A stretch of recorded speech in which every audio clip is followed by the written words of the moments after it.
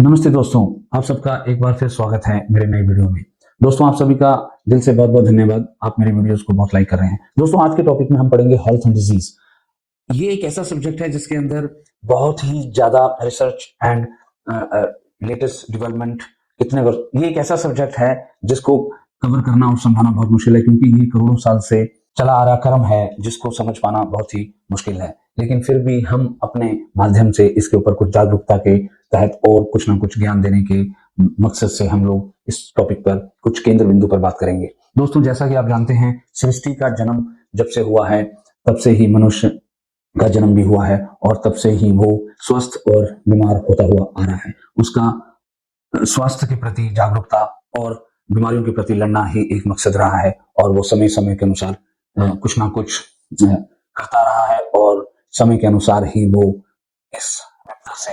तरह तरह के सिस्टम्स अपनाते हुए बीमारियों से मुक्त होना चाहता है। और इसमें आज भी हम लोग देखते हैं हमारे आसपास के कितने ही लोग सफर कर रहे हैं। तो दोस्तों, आए और देखते हैं कि हम लोग इसके ऊपर किस तरह से सोचते हैं और समझते हैं। आज का topic health and disease. Good health का मतलब होता है कि physically, mentally, emotionally, spiritually and social state का बैलेंस होना। दोस्तों, आज अगर हम इस चीज को ध्यान से देखें कि किस तरह से आज जो WHO, जो मॉडर्न मेडिसिन की एक प्रमुख संस्था है, वो भी आज जब हेल्थ की बात आती है तो वो इस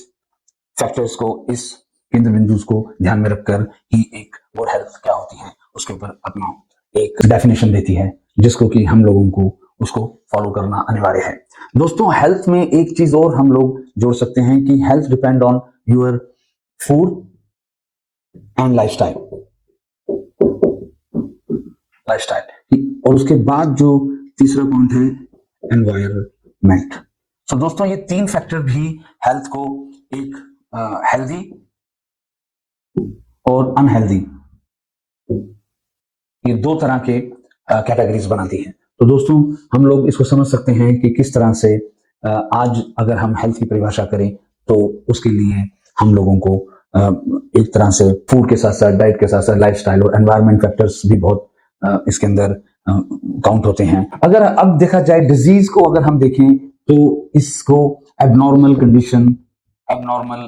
कंडीशंस, जो कि अगेन WHO मॉडर्न मेडिसिन की जो प्रमुख जो ऑर्गेनाइजेशन है, उसने भी एक एबनॉर्मल कंडीशंस को माना है कि अगर वो उसको अगर हम रिलेट करें हेल्थ के साथ, तो उसके अंदर जो फिजिकल एबनॉर्मेलिटीज, उसके बाद मेंटल एबनॉर्मेलिटीज, और उसके बाद आपका इमोशनल एबनॉर्मेलिटीज जो होती है, उसकी वजह से डिजीज अकर होती है। और उसके बाद वो दोस्तों कितने ही कैटेगरीज और कितने ही तरह के डिजीज को हम मान सकते हैं कि वो type of disease, category of disease पे चला जाता है, as well as external factors. उसके अंदर एक्सटर्नल फैक्टर्स भी आ जाएंगे। और उसके बाद उन्होंने उसके ऊपर जो डिजीज को जो डिवाइड किया है वो इस तरह से किया है कि इन्फेक्शन डिजीज, उसके बाद नॉन इन्फेक्शन डिजीज, जिसका ताल्लुक आप समझ सकते हैं कि infection disease human to human जो स्प्रेड होती है, और नॉन इन्फेक्शन डिजीज जो स्प्रेड नहीं होती। सो इस तरह से अगर आप तीसरा पॉइंट देखेंगे तो उसके अंदर फिर एक्यूट एंड क्रॉनिक डिजीज। उसके बाद अगर फोर्थ पॉइंट देखेंगे तो इम्यूनिटी को भी, एक सिस्टम को भी एक बहुत बड़ा फैक्टर माना है। उसके बाद लाइफस्टाइल और एनवायरमेंट फैक्टर, और उसके बाद कितने ही प्रकार के वायरसेस, बैक्टीरियाज, और कितने ही क्रॉनिक एंड हेरिडिटरी, आप जिसके अंदर हम कहते हैं कि फैमिली से रिलेशन, जिसको DNA और जेनेटिक डिजीज का नाम भी दिया जाता है। तो हमारा मकसद सिर्फ और सिर्फ आज की जो मॉडर्न डेफिनेशन है हेल्थ एंड डिजीज के ऊपर, उसी को मद्देनजर रखते हुए मैंने एक छोटा सा एग्जांपल आपको दिया है कि हेल्थ एंड डिजीज क्या है। दोस्तों, इस पॉइंट के अंदर अब हम नजर डालते हैं कि किस तरह से मॉडर्न साइंस से लेकर जितने भी नेचुरल हेल्थ प्रैक्टिशनर्स हैं या नेचुरल हेल्थ साइंसेज हैं, सिस्टम्स हैं, वो किस तरह से डिजीज को देखती है, उसके ऊपर हम आज चर्चा कर रहे हैं। तो दोस्तों, जो WHO, जो वर्ल्ड हेल्थ ऑर्गेनाइजेशन है, उसने दो कैटेगरीज के अंदर वे ऑफ ट्रीटमेंट रखा है। जिस तरह से आप समझ सकते हैं कि मॉडर्न मेडिसिन, जिसको कि हम एलोपैथी के नाम से जानते हैं, या हम लोग कॉन्वेंशनल मेडिसिन के नाम से जानते हैं, जो कि मेन स्ट्रीम का मतलब होता है दोस्तों कि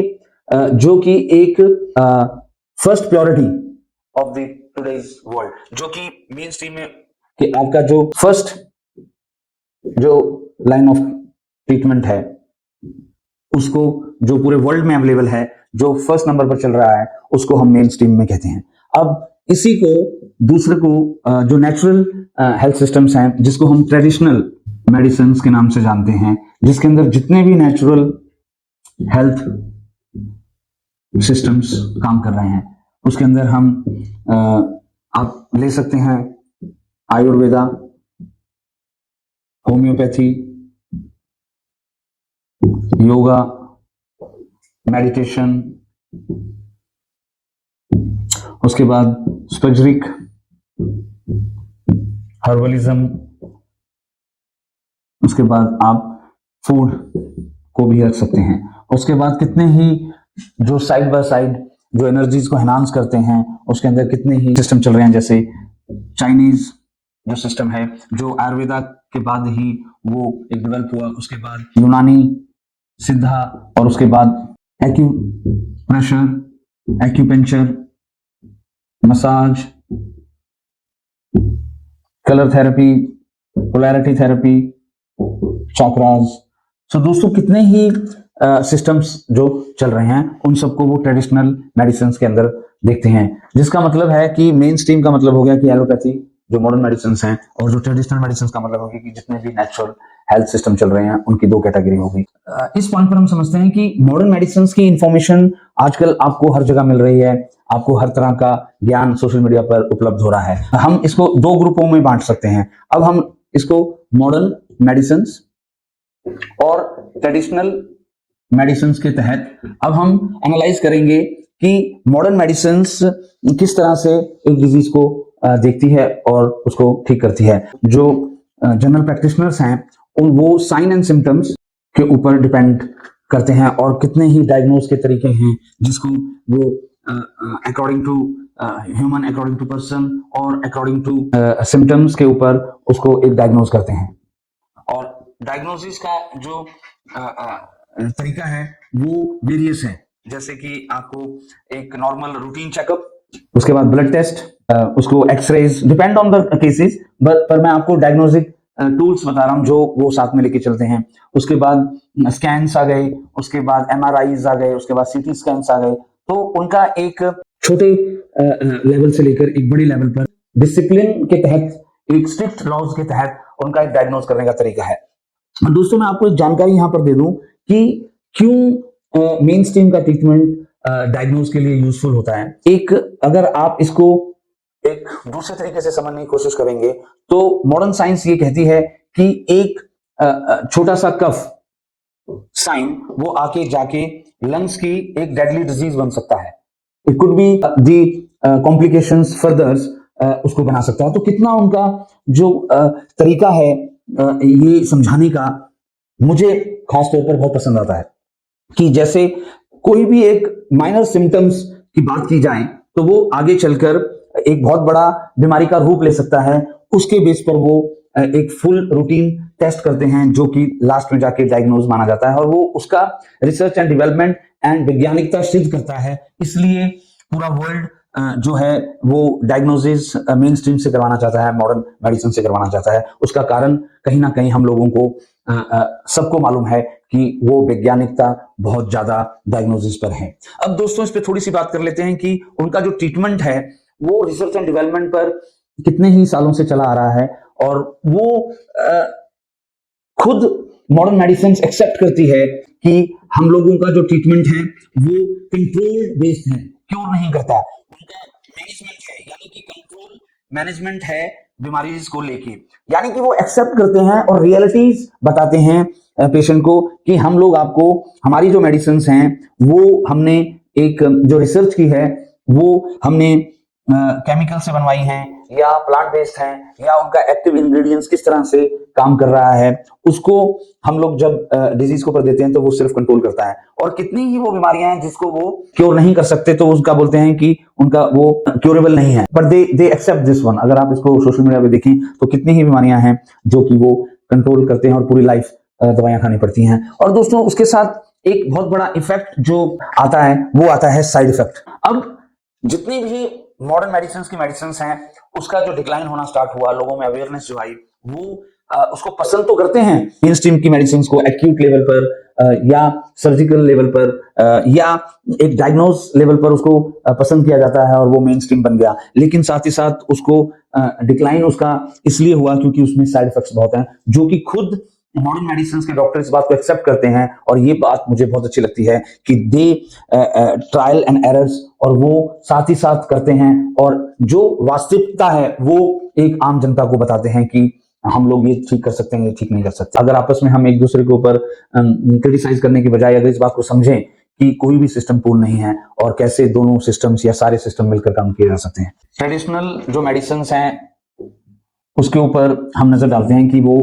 आयुर्वेदा से लेकर स्पजरिक, वो सब आपको पता है, वो जितने भी सिस्टम हैं नेचुरल जो सिस्टम्स हैं, नेचुरल मेडिसिन जो हैं, प्लांट बेस्ड जो मेडिसिन हैं। हालांकि ये बात और है कि आजकल प्लांट बेस्ड सिस्टम्स के साथ साथ एनिमल किंगडम को भी लिया जा रहा है, केमिकल्स को भी लिया जा रहा है। तो दोस्तों हम बात करते हैं कि इनका जो तरीका है वो वेरियस तरीका है। अगर हम आयुर्वेदा की बात करें तो उसके अंदर फर्स्ट सिस्टम होने के नाते वो स्पिरिचुअलिज्म भी उसमें दिखता है, उसके अंदर नॉलेज ऑफ लाइफ हमें मिलती है, उसके अंदर हम लोगों को कितने ही ज्ञान मिलता है। व्याधि जिसे कहते हैं वो आयुर्वेदा की बात करें तो उसके अंदर जो बीमारियों का जो कारण है वो कहीं ना कहीं स्पिरिचुअलिज्म उसके अंदर है, और वो 4 युगा के साथ उसका रिलेशन है। उसके बाद वो कैसे 4 जो युग हैं जिसको हम सत्य युग, त्रेता युग और द्वापर युग और कलयुग की संज्ञा देते हैं। दोस्तों यहाँ पर मैं आपको एक इंटरेस्टिंग फैक्टर बताना चाहूंगा जो कि मैंने अपनी लाइफ के अंदर रिसर्च स्वाध्याय के दौरान पढ़ा कि सतयुग को अगर हम आज एक सिंपल भाषा में समझे तो ये नामकरण है एक युगों के, और उस युगों को मैं मानता हूं कि सतयुग का मतलब होता है सतयुग के अंदर 100% सच होगा। उसके अंदर परमात्मा ने सृष्टि जब स्टार्ट की तो वो सतयुग से स्टार्ट की, जिसको हम हेवन भी बोल सकते हैं। वो उसमें होता है कि कोई भी किसी भी प्रकार का दुख आदमी को नहीं मिलता, इसलिए सच्चाई जहां पर रहेगी वहां पर दुख नहीं होगा, तो 100% सुख वहां पर होता है, इसलिए उसका नाम सतयुग है। इसको मैथमेटिकली मैं आपको समझा रहा हूं। तो उसके बाद जब त्रेता युग आया तो त्रेता युग के अंदर 75% सच रह गया, ट्रुथ रह गया, और 25% फॉल्स आने लग गया, अनट्रुथ आने लग गया, झूठ आने लगा। तो दोस्तों इसका जो समीकरण है वो ये बना कि इसके अंदर बिल्कुल भी नहीं था, इसके अंदर 25% आ गया। अब उसके बाद द्वापर में युग के अंदर क्या हुआ, 50% ट्रुथ रह गया और 50% झूठ हो गया। सॉरी, तो आप इसको समझेंगे। उसके बाद कलयुग, जो अभी कलयुग चल रहा है, उसके अंदर 75% अनट्रुथ हो गया, जिसको कि हम झूठ बोल सकते हैं, लाइफ फैक्टर हो गया, और 25% ट्रुथ हो गया। ये गणना अगर आप देखें तो इस गणना के मुताबिक अगर आप चलें तो आपको आज की जो परिभाषा है युगों के प्रति वो शायद आपको सोचने पर मजबूर कर दें कि कैसे मैथमेटिकली हम लोग डिस्क्राइब कर सकते हैं। अब दोस्तों इसके अंदर हमारा ये सिस्टम जो है वो ट्रेडिशनल मेडिसिन का जो आयुर्वेदा का कॉन्सेप्ट है वो इसके ऊपर आधारित है, नेचुरल मेडिसिन का इसके ऊपर आधारित है। उसका कारण है कि हम लोग किस तरह से एक थ्योरी ऑफ कर्मा, कैसे एक जीव को पनिशमेंट मिलती है, उसके कितने ही प्रकार के रीजंस हैं, जिसके अंदर थ्योरी ऑफ कर्मा की जैसा कर्म करेगा वैसा फल देगा परमात्मा। इस तरह की थ्योरी के ऊपर अगर आप देखा जाए तो कहीं ना कहीं वो एक रूढ़िवादिता नहीं है, वो अनसाइंटिफिक नहीं है, उसके पीछे एक बहुत बड़ी हिस्ट्री है और एक बहुत बड़ी फिलॉसफी है। पर दोस्तों अगर हम सारे ट्रेडिशनल सिस्टम्स को मान लें तो वो एक लाइफ फोर्स को रिप्रेजेंट करती है, प्राण शक्ति को रिप्रेजेंट करती है। जितने भी सिस्टम हैं वो एक एनर्जीज को एक रिप्रेजेंट करते हैं, और वो फिजिकली, मेंटली और इमोशनली, और उसके बाद उसको सोशल वेलफेयर के हिसाब से देखती है, जिसको आज की मॉडर्न भाषा में अगर आप समझें तो body mind soul, body mind soul, यानी कि आपकी जो हेल्थ है वो डिपेंड करती है आपकी बॉडी माइंड सोल का मतलब है फिजिकल, मेंटल और इमोशनल, कि आपकी जो कोई भी जब आपकी बीमारी आती है वो सोल के कर्मा, थ्योरी ऑफ कर्मा के पर जाना पड़ेगा। वो थ्योरी ऑफ कर्मा है, उसके बाद वो उसको अगर हम कहीं कई लोगों का अपना अपना मत है कि सोल होती है, सोल नहीं होती, वो विषय नहीं है। हम लोग ये कह रहे हैं कि उसकी जगह आप इमोशंस कह सकते हैं, कि जितने भी इमोशंस आपकी जिंदगी के अंदर एक गर्भ से लेकर आप जब जेनेटिक जिसको डिसऑर्डर्स कहते हैं वहां से आपका निर्माण हुआ, और कैसे आप जब संसार में आए तो इमोशंस आपके जो हैं वो बदलते रहे। चार वर्ण जो हम मानते हैं कि युवा अवस्था, बचपन, युवा अवस्था, और उसके बाद बुढ़ापा, और उसके बाद आपका जो एक प्रोसेस है लाइफ का कि कैसे वो निकलता है। तो लेकिन उसको अगर आप समझने की कोशिश करें तो वो यहां पर आकर सिमटेगा कि इमोशन जो है वो सुप्रेस होते रहते हैं, फिर वो मेंटल लेवल पर आकर उसको समझना पड़ेगा, साइंस होते हैं, फिर वो फिजिकल आता है। कहने का मतलब है कि ट्रेडिशनल जो मेडिसिन हैं, जितने भी नेचुरल साइंस हैं, आपके पूरे बॉडी को एक समझकर पूरे आपके कर्मों के हिसाब से आपको वो करती है। जिस तरह से आप समझेंगे कि आप अगर दुखी हैं तो आपका वो बॉडी पर बहुत असर पड़ेगा। अब दोस्तों इसको अगर हम और ज्यादा ध्यान से समझें तो आपकी जो हेल्थ है वो लाइफ फूड पर डिपेंड करती है, जिसको हम कहते हैं कि जैसा अन्न वैसा मन, जैसा अन्न होगा वैसा ही आपका मन होगा, और जैसे ही आपका मन होगा वैसे ही आपका तन होगा। तो ये अगर कॉन्सेप्ट को देखा जाए कि अगर जैसा आपका आहार होगा वैसा ही आपका विचार होगा, तो कहीं ना कहीं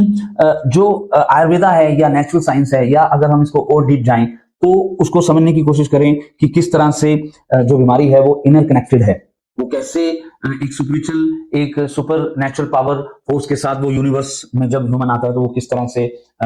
हेल्थी होता है, और वो किस तरह से फिर वो अनहेल्दी होता है। उसके कुछ जो फैक्टर्स हैं उसके ऊपर डिपेंड करता है कि वो किस तरह से एक ये कटु सत्य है दोस्तों कि हमें जो first treatment of the system है आयुर्वेदा, उसकी जो फिलॉसफी है वो बहुत गहराई है उसके अंदर, वो गागर के अंदर सागर है मैं समझता हूं, लेकिन उसको टाइम के हिसाब से, प्राचीन के हिसाब से मॉडर्नाइज करने में धीरे धीरे टाइम लग रहा है, और उसको अभी फैक्ट जो हैं जितने भी जहां पर सच्चाई होगी उसी की वो कहीं ना कहीं छवि आगे दूसरे सिस्टम्स में देखने को मिलेगी आपको। हेल्थ एंड डिजीज के टॉपिक पर जो नेक्स्ट हमारा केंद्र बिंदु है वो ये है कि जो ट्रेडिशनल मेडिसिन हैं,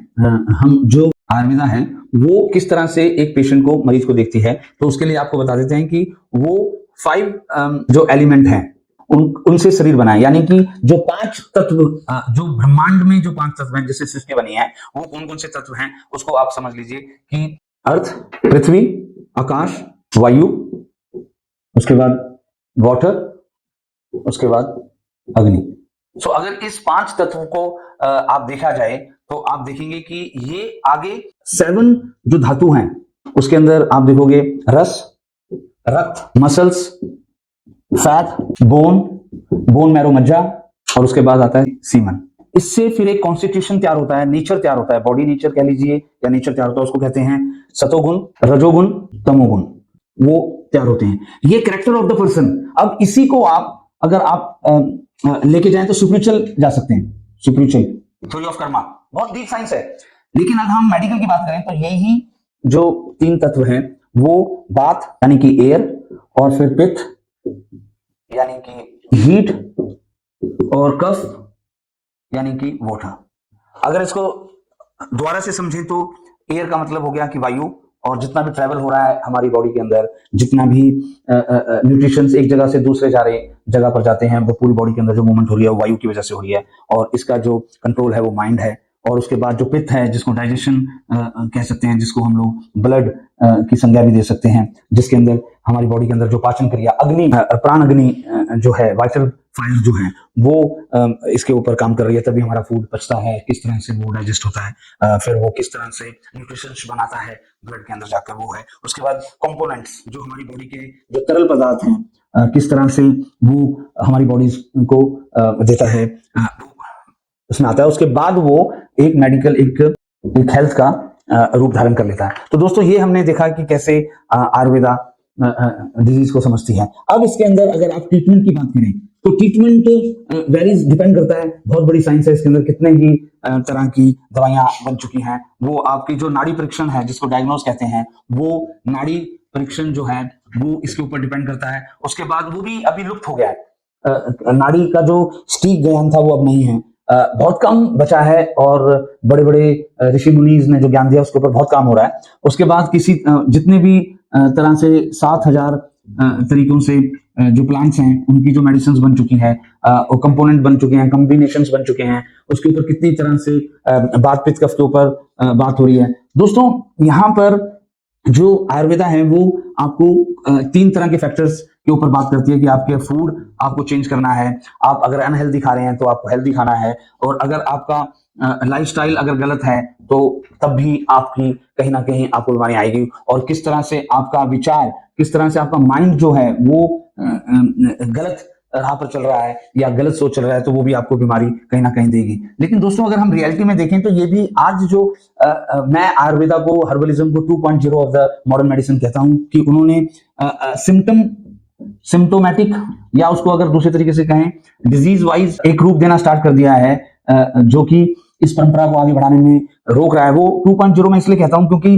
दोस्तों टैबलेट और कैप्सूल्स, कितने ही प्रकार के जो पाउडर्स इसके अंदर बन रहे हैं दोस्तों, ये कहीं ना कहीं टैबलेट फॉर्म बनाना, कैप्सूल फॉर्म बनाना, ये एक साइंटिफिक पॉइंट ऑफ व्यू से भी अगर देखा जाए तो वो पहले ब्रेक डाउन होगा, उसको 20 मिनट लगेंगे डाइजेशन सिस्टम के अंदर ब्रेक डाउन होने में। अगर उसकी जगह जो पहले जो रसायन विद्या होती थी, जो असम होते थे, जो अर्क विद्या होती थी, वो सीधा आपको देने से आपके जो रस सलाइवा में मिलकर किस तरह से वो ब्लड में क्योंकि जाता था, एक मेन स्ट्रीम में चला जाता था, ब्लड स्ट्रीम में चला जाता था, वो आज प्राय उसके पीछे कितना ही कारण है जो कि वो लुप्त होता जा रहा है। यही कारण है कि वो कारण कहीं ना कहीं उनका सही था कि वो टेस्ट की वजह से, bitter and taste better and result मैं कहता हूं, उसकी वजह से इसको अडॉप्ट करना बहुत मुश्किल हो गया। लेकिन इसके साथ साथ दोस्तों इसके अंदर जो मिनरल्स के साथ जो दवाइयां बन रही हैं, आयरन हो गया, सिल्वर हो गया, गोल्ड हो गया, और भी तरह तरह के जो मिनरल्स हैं, वो कहीं ना कहीं हम लोग इनऑर्गेनिक टू ऑर्गेनिक का फॉर्म उनको दे रहे हैं। और कहीं ना कहीं वो प्राचीन जो विद्या है वो कहीं ना कहीं इतनी शुद्ध नहीं है, जिसकी वजह से वो कहीं ना कहीं साइड इफेक्ट्स स्टार्ट कर दिए उसने। तो दोस्तों कहीं ना कहीं यही कारण है कि यूके यूरोप के अंदर आयुर्वेदा की जो भस्में हैं, जो मिनरल से बनी दवाइयां हैं, वो यहाँ पर इतनी उपलब्ध नहीं है, या उसके ऊपर एक बहुत स्ट्रिक्ट लॉ है, वो यहाँ पर बैन की जाती है। उसका कारण है कि वो कहीं ना कहीं केमिकल कंपाउंड जो हैं, मिनरल जो कंपाउंड हैं, वो कहीं ना कहीं बॉडी को साइड इफेक्ट करते हैं। तो ये भी मॉडर्न मेडिसिन की एक अपडेट है जो कि हमें देखनी चाहिए। यहाँ पर मैं एक बात कहना चाहता हूँ कि हम लोगों ने आयुर्वेदा को ना समझकर एक हर्बलिज्म, उसका जो काम, उसकी जो कॉपी ले ली, और हर्बलिज्म को हमने हल्दी का अर्क लेना स्टार्ट कर दिया, जो हमने हम लोगों को अदरक का रस लेना स्टार्ट किया, उसको हमने आयुर्वेदा मान लिया। दोस्तों वो कहीं ना कहीं पित्त आपकी बढ़ाता है, हम लोगों को पता ही नहीं कि कौन सा अर्क कब लेना चाहिए। जैसे कि आपको, इसलिए मैं एक एग्जांपल देता हूँ कि यूके यूरोप के अंदर एक रिसर्च हुई जिसके अंदर पता चला कि हल्दी बार बार खाने से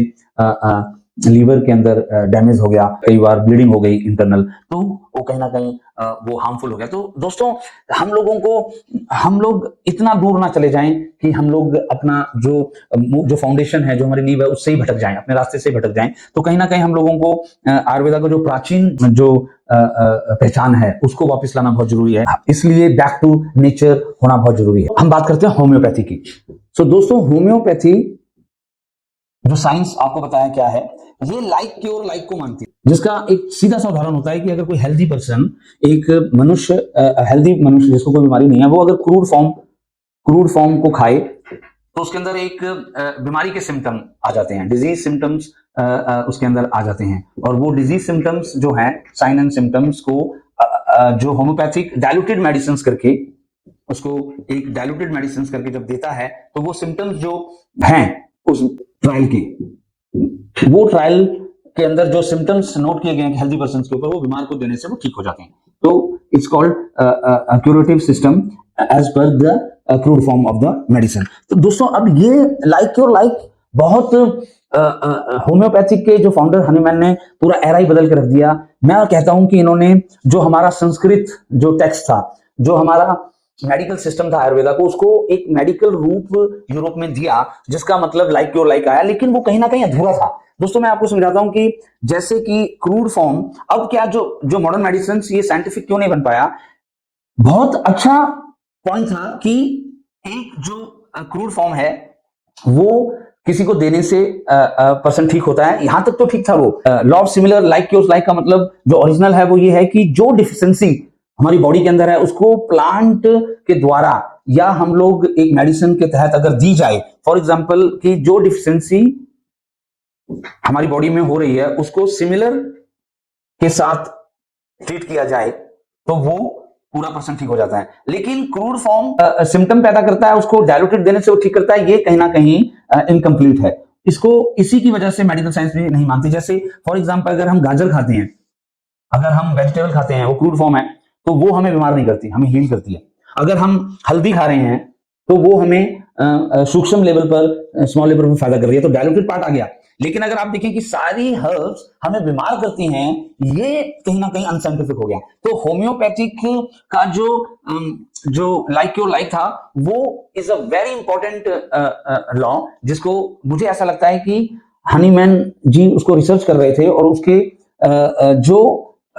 फॉलोअर थे उन्होंने उस एक पार्ट को लेकर एक बहुत बड़ा सिस्टम बना दिया। तो अब उसके अंदर वो सिस्टम क्या हुआ कि जितना भी आपके अंदर, पहली बात तो अगर आप इसको समझने की कोशिश करेंगे कि हेल्दी ह्यूमन जो होता है वो अलग होता है, उसकी फोर्स अलग होती है, जो इल पर्सन होता है उसकी फोर्स अलग होती है। तो क्रूड फॉर्म आपको कोई सिम्टम्स देगी वो अलग हो सकते हैं then to the disease person से। तो एक ये है, लेकिन ये सेकंड लार्जेस्ट सिस्टम है दोस्तों, कितने ही मुल्कों में चल रहा है, कितने ही देशों में चल रहा है, तो हमें इसको एक्सेप्ट करना पड़ेगा। और वो कहीं ना कहीं जब पेशेंट को ठीक करते हैं तो उनका कोई एक एनवायरमेंट या एक तरह का एक डायग्नोज नहीं है, जिसको अब हम लोग क्लासिकल होम्योपैथिक में बहुत था, जिसको कि हम सोरा सिप्लिस के नाम से जानते हैं, साइकोसिस, है ना। वो कहीं ना कहीं तीन जो आधार बनाए थे डिजीज के क्लासिकल होम्योपैथिक में, वो कहीं ना कहीं अब मिक्स्ड होकर खो गया है। वो कहीं ना कहीं एक सिम्टोमेटिक जो ट्रीटमेंट इस पे चल पड़ा है, और 6000 दवाइयों का जो चलन चला है कि क्रूड को आप देखिए हेल्दी पर्सन पर, फिर सिम्टम्स लगाकर उसकी जो दवाइयां निकल के आई, रेपरोटरी उसको हम कहते हैं, उसके अंदर आप डालेंगे तो कहीं ना कहीं कंफ्यूजन एक सिलेक्ट करने में, ट्रीटमेंट सिलेक्ट करने में दिक्कत आती है। तो वो बेसिकली होम्योपैथिक बहुत अच्छा सिस्टम, उन्होंने डायल्यूशन जो पद्धति दी हनीमैन जी ने, वो रेवोल्यूशन है। जो लॉ ऑफ सिमिलर को उन्होंने समझा, वो कहीं हद तक समझा, और लेकिन उसको इनकम्प्लीट मैं इसलिए कहता हूं क्योंकि वो कहीं ना कहीं अगर हर्ब्स हम खाते हैं तो वो हमें बीमार नहीं करती, लेकिन हम लोग अगर डोज के हिसाब से समझा जाए तो वो हमें जरूर डायल्यूटेड में फायदा करती है। जिस तरह से हल्दी अगर आप देखें, गार्लिक अगर देखें, या हमारी प्राचीन रसोई, हमारी माताओं को पता था कितनी सूक्ष्म मात्रा में किसी हर्ब को या फूड को या किसी स्पाइसी को देना है तो वो फायदा करेगा, और अगर हमने ज्यादा दिया तो वो बीमार करेगा। वो कहीं ना कहीं लाइक क्योर लाइक से सिमिलर है, लेकिन वो बीमार ही करेगा और फिर वो ठीक करेगा। ये जो ट्रायल एंड एरर्स के जो होम्योपैथी के अंदर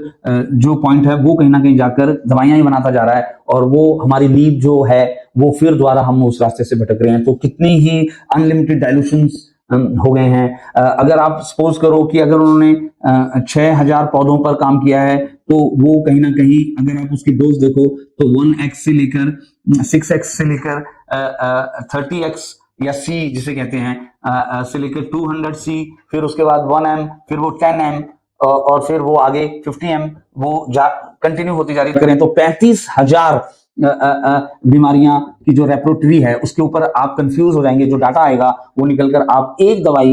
एक पेशेंट के लिए सिम्टोमेटिक, कितने ही सिम्टोमेटिक ट्रीटमेंट के ऊपर एक दवाई सिलेक्ट करना बहुत मुश्किल हो जाता है, और उसी की वजह से ये कांस्टेंट रिजल्ट्स देने में असमर्थ हो रही है कि एक दवाई से कितने ही कांस्टेंट रिजल्ट आएगा। एक बीमार अगर ठीक हुआ तो वो दूसरा भी वो ठीक हो जाएगा, इसको कहना बड़ा मुश्किल है। पर होम्योपैथिक एक सिस्टम है, हम लोग को समझना है कि वो सिस्टम है, वो किस तरह से एक डायल्यूटेड पत्ती के ऊपर चलकर कितने ही एनर्जेटिक लेवल पर वो ठीक कर रहा है, वो एक अलग विषय है। हेल्थ एंड डिजीज के अंदर जो हमारा अगला जो बिंदु है वो ये है कि अदर सिस्टम ऑफ मेडिसिन देखें, तो उसके ऊपर भी मैं चाहता हूं कि आप एक नजर डालें कि जैसे चाइनीज जो सिस्टम है वो भी आयुर्वेदा का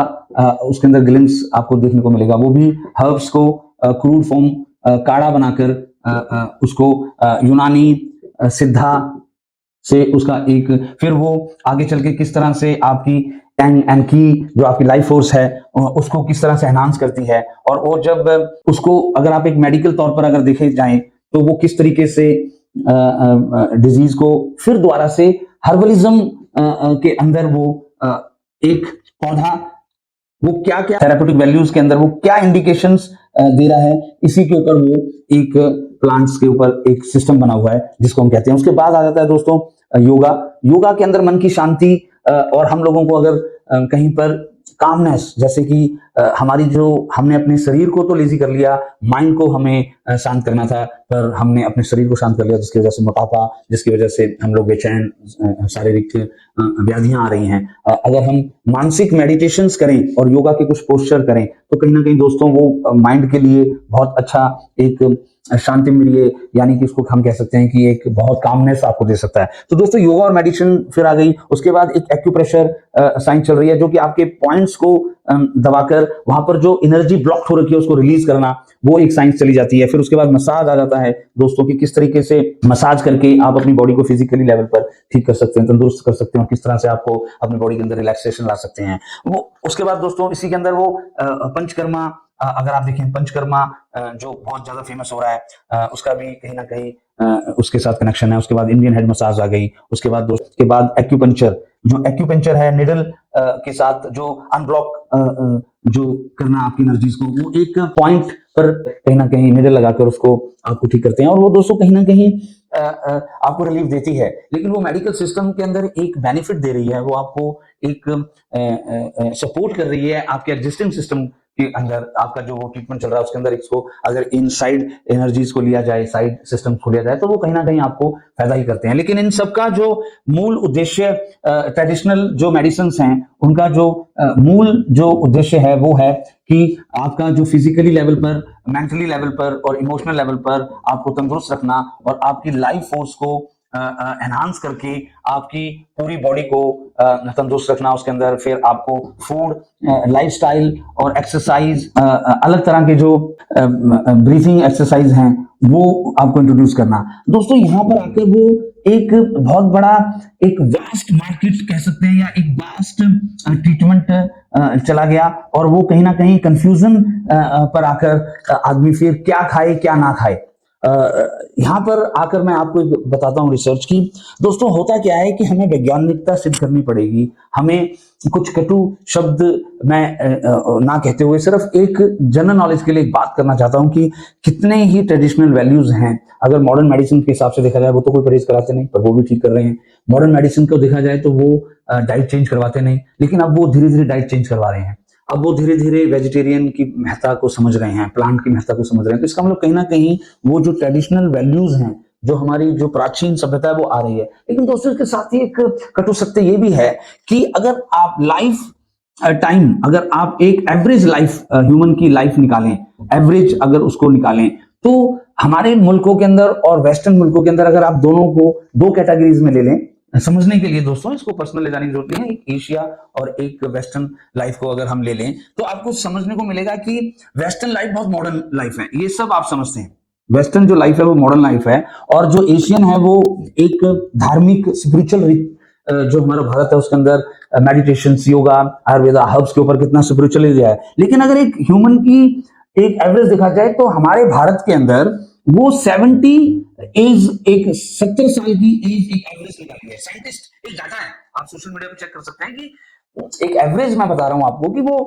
हेल्दी लाइफ कैसे मेंटेन करके 100 भी जा सकता है, एक अलग थ्योरी ऑफ कर्मा पे चला गया, लेकिन एक एवरेज जो हम बता रहे हैं वो 70 है। क्या कारण है? वेस्टर्न के अंदर अगर आप देखा जाए तो 89 यानी 90 के पास जो लाइफ एवरेज, जो लाइफ टाइम है वो एवरेज है। उनकी उम्र जो है, एज जो है वेस्टर्न के अंदर, यूके या यूरोप की अगर मैं बात करूं तो 89-90 ईयर ओल्ड एक लाइफ वैज्ञानिक अगर साइंटिफिक स्टडी की जाए तो उसके ऊपर निकली है। क्या कारण है कि western world modern medicine main stream होते हुए ना तो कोई परहेज करवाता है, ना खाने का कोई एक तरह से कोई परहेज है, और आपने देखा होगा कि वो कहीं ना कहीं हमारी उलट सभ्यता को, हमारे खाने के उलट, जो प्राचीन जो वेदों के हिसाब से या हमारे जो प्राचीन ग्रंथों के हिसाब से अगर देखा जाए तो उनके उलट फॉलो करता है ना मेडिटेशन। अभी जो दोस्तों अभी एक सवाल उठेगा कि अभी जो वो चेंज आ रहा है वो एक लास्ट 20 सालों में 50 सालों में जो हो रहा है वो एक पीक पर जाकर वेस्टर्न को उसको जो चीज अति हो जाती है जैसे वो उसको अडॉप्ट करता है, उसके अपोजिट रिएक्शन करता है। वो जो अभी जो मॉडर्न में जो एरा बदल रहा है वो एक अलग रीजन है, लेकिन जो एवरेज है वो मैंने देखा कि वो उनका खान पीन हमसे अलग है, उनका रहन सहन हमसे अलग है, और उनका एलोपैथिक जो मॉडर्न मेडिसिन के ऊपर वो ज्यादा निर्भर है, हर्बलिज्म को वो इतना ज्यादा अडॉप्ट नहीं करते, और वो एक्सरसाइज पर ध्यान देते हैं। और दूसरी तरफ अगर हमारे मुल्कों की बात की जाए तो हम लोग बहुत ज्यादा शुद्ध खाना खाने की कोशिश करते हैं और कितने ही परंपरा को हम लेके चल रहे हैं, लेकिन उसके बाद भी वो लाइफ टाइम वो 70 साल से ज्यादा नहीं है। तो ये कहीं ना कहीं हमें इसके ऊपर हमें रिसर्च करनी पड़ेगी कि क्या कारण है। उसके ऊपर मैं समझता हूं कि कहीं ना कहीं एनवायरमेंटल जो रोकथाम, जो नेचुरल लॉज हैं, उनको किस तरह से एक रूप देकर, एक डिसिप्लिन बनाकर, किस तरह से एक यहाँ पर जो मेंटेन किया जाता है हेल्थ को, उसका इमरजेंसी से लेकर जो डिजीज है उसको किस तरह से एक मैनेजमेंट के तहत तैयार किया जाता है, वो कहीं ना कहीं एक बहुत बड़ा कारण है उनकी लाइफ को 90 साल तक पहुंचाने में। डाइट और exercise, these are can be the part of your life, लेकिन वो हम लोग रिसर्च अगर करें तो ये एक सत्य निकल कर आएगा कि यहाँ पर जो वैज्ञानिकता ने जो सिद्ध किया है कि वो कहीं ना कहीं हर्बलिज्म के ऊपर ही वो लाइफ को अचीव नहीं कर रहे 90 ईयर। तो कहीं ना कहीं दोस्तों इसके पीछे हम लोगों को रिसर्च का विषय है, सिर्फ नॉलेज के लिए मैंने आपको बताया। तो दोस्तों अब हम चलते हैं नेक्स्ट। अब दोस्तों एक आपके सामने जो बचा वो है स्पजरिक सिस्टम। दोस्तों अब इस बात को हम बहुत जल्दी से, इसके ऊपर कुछ प्रमुख बिंदु हैं, आप सब जानते हैं कि वो स्पजरिक जो सिस्टम है वो क्या है। अब मैं आपको बताऊंगा कि आपको मॉडर्न मेडिसिन के जो पॉइंट्स हैं, जो ट्रेडिशनल जो मेडिसिन हैं उसके जो पॉइंट्स हैं, मेन पॉइंट, वो आपको याद होने चाहिए कि वो किस तरीके से एक अपनी बॉडी को, हेल्थ को मानते हैं और कैसे वो डिजीज को मानते हैं, और वो किस तरीके से एक मैनेजमेंट के तहत, और किस तरह से आयुर्वेदा एक फूड को मानते हुए लाइफ फोर्स को एनहांस करती है। दोनों का जो मिश्रण है, और उसके बाद वो साइड लाइन जो जितने भी सिस्टम्स चल रहे हैं वो उसका जो प्रभाव है वो माइंड, बॉडी, सोल के ऊपर पड़ता है। तो दोस्तों ये आपने पढ़ा। अब ये सबको आप एक सिर्फ और सिर्फ जो यूके बेस्ड स्पजरिक थेरेपी जो हम लोग कर रहे हैं उसके अंदर आपको ये सारे जो फीचर्स हैं, ये जो सारे फीचर्स हैं वो इसके अंदर मिल जाएंगे। वो प्लांट बेस्ड है दोस्तों, पूरा प्लांट बेस्ड है, और जो ह्यूमन बॉडी टाइप जो है नेचर पे डिपेंड करता है कि वो आपका रक्त और नर्वस सिस्टम को वो मानती है, ओल्ड फोर्स को वो मानती है जो लाइफ है, और वो डाइजेशन को मेन मानती है, जिससे कि वो तीनों तत्व बनते हैं, रस, रक्त और जो हमारा विचार, जो माइंड है वो बनता है। तो उसके बाद जो बीमारी है वो अगेन फिजिकली, मेंटली और इमोशनली के तो है। यानी कि एक स्पजरिक जो सिस्टम है, स्पजरिक जब मैं शब्द यूज करता हूं, स्पजरिक मेडिसिन है वो अलग है, वो हर्बलिज्म है, वो एक इंडिविजुअल है। जब मैं स्पजरिक थेरेपी की बात करता हूं या स्पजरिक सिस्टम की बात करता हूं तो वो एक सिस्टम है, वो फिलॉसफी है, वो ऑल इन वन सिस्टम है, जो कि 115 प्लांट से बनता है, और उसके अंदर 60 कॉम्बिनेशंस बनाए जाते हैं। उसके अंदर से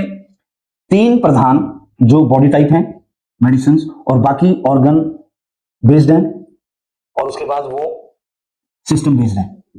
तो दोस्तों वो सिस्टम जो है को ठीक करते हैं, ना कि सिम्टम्स को। कोई भी फिलॉसफी आपको कहीं भी आपको नहीं मिलेगी जो सिस्टम के सिवा सिम्टम्स पे दर्ज जाती है। वो चूज करने के लिए साइन एंड सिम्टम्स को देखती है, ना कि वो डिजाइन जो है, जो फिलॉसफी है वो। अब ये एक तरह से डाइजेशन की बात करते हैं तो वो आयुर्वेदा को उसका ग्लिम्स आता है। जब हम लाइक हनीमैन की डाइल्यूशन पद्धति को बात करते हैं तो वो होम्योपैथी की ग्लिम्स दिखाता है। जब हम उसके अंदर फूड की बात करते हैं, नेचर की बात करते हैं, तो वो हमें एक प्लांट्स की याद दिलाता है। जब अगर हम उसके अंदर जो मेडिसिन की बात करते हैं तो वो कहीं ना कहीं हमें वैज्ञानिकता, एक मॉडर्न मेडिसिन की याद दिलाता है। और अगर हम इसकी फिलॉसफी की बात करते हैं तो कितने ही करोड़ों वर्ष पूर्व की जो एक फिलॉसफी है उसको दर्शाता है, जिसका आज जो पूरी साइंस जो इंडिविजुअल लेवल पर चल रही है, वो अकेला एक स्पजरिक थेरेपी लेके चल रहा है, जिसका एक स्लोगन है बैक टू नेचर। यानी कि कोई भी मेडिसिन प्लांट के सिवा बनती ही नहीं है, कोई भी कैप्सूल उसमें बनता नहीं है, कोई भी टैबलेट उसमें बनता नहीं है। वो असल यानी कि एक हर्बल को मेडिसिन को एक D4 यानी कि एक एक्सट्रैक्ट को D4 के तहत एक दिया जाता है कि कोई भी साइड इफेक्ट ना हो। तो कोई भी साइड इफेक्ट इस मेडिसिन में आपको थ्रेटनिंग लेवल पर नहीं मिलेगा दोस्तों। तो कहने का मतलब था कि एक्सपोजरिक जो थेरेपी है वो glimpse of systems of all into this. इसके अगर आप कहेंगे कि मसाज इसके अंदर नहीं है, तो दोस्तों आपको हैरानी होगी जानकर कि कुछ एक्सटर्नल मेडिसिन इसके अंदर है जो कि दी जाती है लगाने से, यानी कि पेशेंट को लगाने से मिल जाती है। सवाल उठेगा कि इमोशनल दवाइयां नहीं है दोस्तों, इमोशनल दवाइयां भी इसके अंदर हैं। इमोशंस, एनर्जीज की अगर बात की जाए तो एनर्जी मेडिसिन इसके अंदर है दोस्तों। अगर हम इसके अंदर पोलैरिटी की बात करें तो इसके अंदर है, इसके अंदर पोलैरिटी की बात करें तो इसके अंदर है दोस्तों। इसके अंदर अगर स्पेसिफिक पॉइंट्स हैं हमारी बॉडी के अंदर जहां पर दवाई लगाने से सिमिलर टू अदर, सो कहने का मतलब है हो सकता है कि कलयुग में ये लास्ट सिस्टम जो है जो हमारे को सतयुग की तरफ लेके जा रहा है, जो 75% के बाद 25% जो बचा उसके अंदर अगर स्पजरिक मेडिसिन जो है वो हमें कहीं बैक टू नेचर ले जाके एक सत्य युग की तरफ, एक हेवन की तरफ तो ले जाने का एक इंडिकेशन तो नहीं है दोस्तों। ये हमें सोचना है, ये हमें पाना है। इसलिए दोस्तों मैं आप सबको आह्वान करता हूं कि आप आइए और स्पजरिक थेरेपी को हम साथ मिलकर मजबूत करें ताकि ये विश्व का नंबर 1 सिस्टम बन सके। धन्यवाद।